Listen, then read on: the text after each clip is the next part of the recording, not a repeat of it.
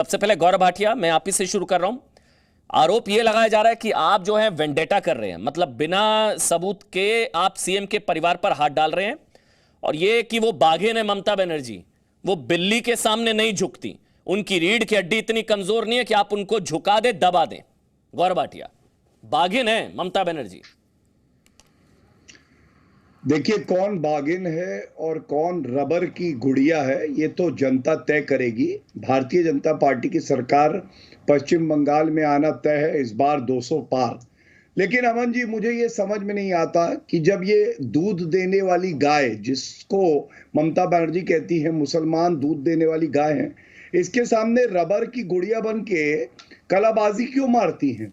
और अभिषेक बनर्जी क्या कानून से ऊपर हैं क्या अमन जी?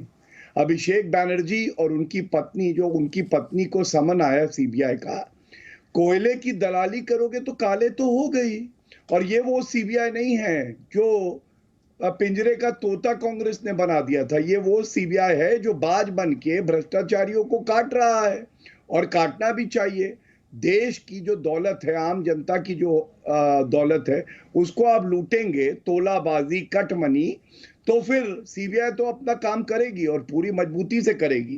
दूसरी बात, आप देखिए, जो केंद्र सरकार की स्कीम है उसमें ममता बनर्जी क्या करती हैं, हमें याद करना चाहिए। मैं कोल स्कैम पर एक सवाल ले लेता हूं आपसे। हाँ, कोल स्कैम पर एफआईआर में नाम है क्या इनमें से किसी का?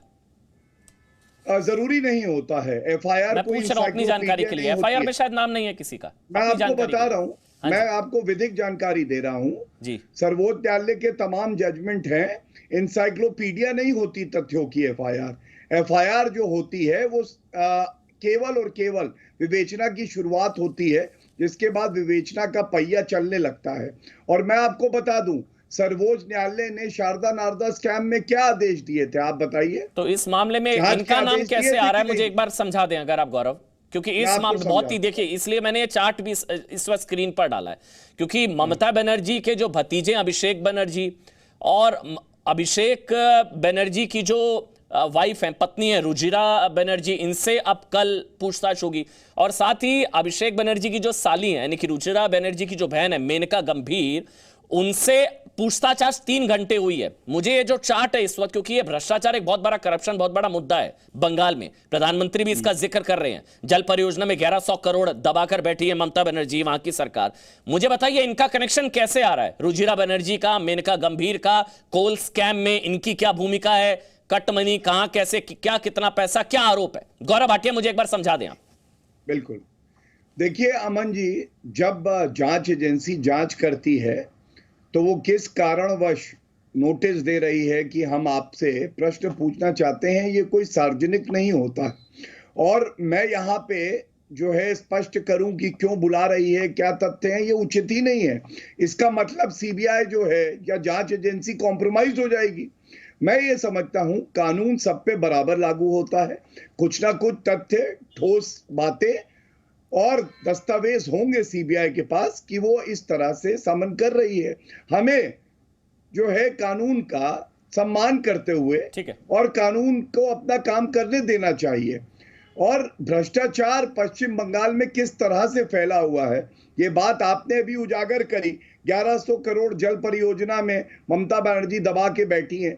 और मैं एक उदाहरण और दे रहा था कि जब ये शारदा चिट फंड स्कैम हुआ तो सर्वोच्च न्यायालय ने, वो आदेश मेरे पास है, मैं पढ़ भी सकता हूं, ये कहा कि किस तरह से आम जनता का रुपया लूटा जा रहा है, इसलिए सीबीआई जांच आवश्यक है और उस जांच के तहत कार्रवाई भी हुई। तो ये जो कहना कि ये पॉलिटिकल वेंडेटा है, राजनीतिक साजिश है, तो आज तक कोई केस बंद नहीं हुआ इन लोगों ये आपका लॉजिक ठीक है कि भैया अगर आरोप है तो जांच होगी, कोई सीएम के परिवार से है तो थोड़ी ना कोई न्याय कानून व्यवस्था से ऊपर हो गया या उसकी जांच नहीं हो सकती। अगर कोई सीएम से के परिवार से है, उसको थोड़ी ना करप्शन की छूट है। आरोप है, जांच होनी चाहिए। वो सीएम के परिवार से है तो उसको थोड़ी ना लूट की छूट मिल जाएगी। तौसीफ अहमद खान, जांच से पहले ये कह देना वेंडेटा है, और अब पता नहीं ये भ्रष्टाचार के खिलाफ लड़ाई बाघिन बिल्ली बीच में कहां से आई? तौसीफ, देखिए, बाघिन बिल्ली नहीं, बाघिन जिसे कहते हैं बंगाल टाइग्रेस। खैर, देखिए एक बहुत अहम बात यह है कि हाल में ही हमारे union home minister Amit Shah ji ने कह दिया बंगाल में आकर के कि मोदी जी ने बंगाल को 3,59,00,000 करोड़ रुपए बंगाल को दे दिए। बंगाल के जो फाइनेंस मिनिस्टर है अमित मित्रा जी ने साफ लफ्जों में कहा कि ये झूठ कह रहे हैं हमारे होम मिनिस्टर जी। कोल स्कैम पर बताइए। लगभग 1,13,617 करोड़ रुपए आए हैं। कोल स्कैम पर बताइए मेरे को, जिसमें नाम आ रहा है अभिषेक बनर्जी की पत्नी रुजिरा और उनकी बहन, रुजिरा की बहन, उनकी साली मेनका गंभीर। कोल स्कैम के बारे में मैं जानना चाहूं, क्योंकि आप लॉयर भी हैं, मेरे से बेहतर आप जानते होंगे, आप लॉयर भी हैं। इसकी बारीकी अगर आप बताएं, क्योंकि आरोप है तो जांच होनी चाहिए ना, उसको वेंडेटा क्यों कहना, यह है मेरा सवाल। तौसीफ। तो तृणमूल से कौन सा ऐसा नेता है, कौन ऐसा वर्कर है या नेता का रिश्तेदार है जिसने कहा है कि वो जांच में कोऑपरेट नहीं करेंगे? नहीं तो इसको किसी ने पॉलिटिकल नहीं कहा। वेंडेटा क्यों कहना, कुछ बोल ये क्यों कहना हाँ, कि political बीजेपी vendetta के इसलिए सहयोगी है। की तरह काम कर रही है सीबीआई? ये मेरे ख्याल से कहा है, ये टीएमसी सांसद तो- ने कहा है कि तो उससे बीजेपी पीछे वो क्या- बिना किसी सहयोगी के रह गई है, उसके साथ सीबीआई और ईडी बचे हैं। ममता बनर्जी कह रही है उसके रीढ़ की हड्डी पीछे इतनी कमजोर नहीं है, बागिन है, बिल्ली के सामने नहीं, मतलब ये सब कहा जा रहा है। तो आसिफ, आपने नहीं शायद हाँ, तो स्टेटमेंट्स ये- पढ़े, कहा जा रहा है उसके ये पीछे आप स्वागत है, करते हैं वजह है। जांच का इनके खिलाफ, आप जांच उसके का पीछे स्वागत वजह- करते हैं इनके खिलाफ? जिन अभिषेक बैनर्जी के वाइफ को ईडी का नोटिस भेजा गया है, उन्हीं अभिषेक बैनर्जी ने कोर्ट में केस फाइल किया है और उस हाई कोर्ट ने मानहानि का केस फाइल किया, डेफेमेशन का, और उस हाई कोर्ट ने समन भेज दिया है होम मिनिस्टर को, बुलाया है होम मिनिस्टर को कि आओ कोर्ट में पेशी दो। तो ये उसका जवाब दिया जा रहा है। अगर आपके पास में, पहले बात देखिए, कोल स्कैम तो ये कह रहे हैं, सेक्शन कौन सा लगाया है, नोटिस जो दिया उसमें ये करप्शन एक्ट का बात करते हैं, एफआईआर में नाम नहीं, आपको खुद अभी गौरव जी ने बता दिया है। तो आपको किसने रोका? किसी ने तो नहीं रोका। एफआईआर में नाम नहीं होता है तो जांच नहीं हो सकती है क्या? अच्छा, ये मेरे को अभी, मैं इसलिए पूछा, एफआईआर में नाम नहीं, आरोपियों ने नाम लिया है संभवतः, और इसमें यह भी कहा जा रहा है कि जो कंपनी बनाई गई थी उसकी बैंकिंग ट्रांजैक्शंस पर सीबीआई को शक है। ये सारी डिटेल्स पब्लिक डोमेन में हैं।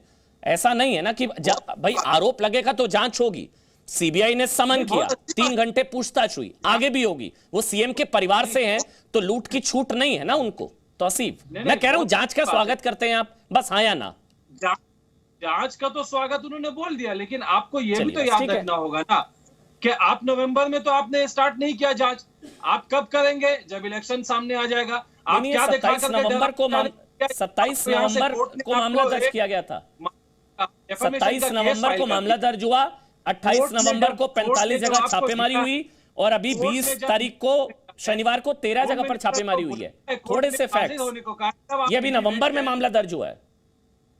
नहीं, वही तो मैं कह रहा हूँ, नवंबर का मामला है। अब जब कोर्ट ने आपको, होम मिनिस्टर को, अमित शाह जी को हाजिरी देने को कहा है कि आइए कल हाई कोर्ट में पेशी दीजिए, तो वहां उन्होंने जो है ईडी भेज दिया, अभिषेक बनर्जी के घर में नोटिस भेज दिया। तो इसका क्या मतलब निकालेंगे जनता?